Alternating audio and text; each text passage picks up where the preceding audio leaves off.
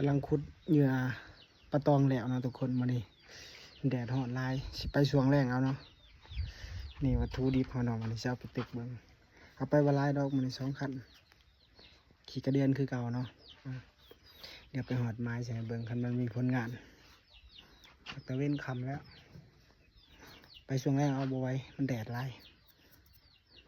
เอาเบ็ดไป3 คันเนาะมันนี่เนาะไปออกไม้ตอนนี้กำลังหอดไม้นะทุกคนฝนตกหนามมากคุณเลยเบิ่งสถานการณ์สิหลอดจังบ่ได้ลองเบิ่งน้ำขึ้นลายลองลุ้นเบิ่งน้ำกันสิเป็นจะได้ไหมหมดมาโดนละไม้เนี่ย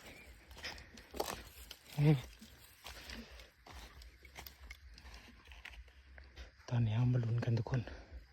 กำลังลงเบ็ดแล้วเนาะ2 คันนี่ตึกปลาตองกายเนาะไม้ที่เคยได้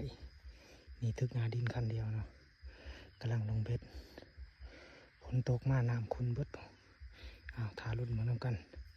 สิมานอยู่บ่มันนี่ลองลงหวยเนาะมันนี่เนาะมาคำแล้วฝนตกใหม่หนามหลวง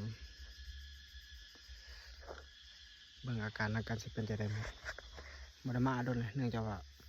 อากาศมันร้อนหลายบ่ไหวเนาะสู้บ่ไหว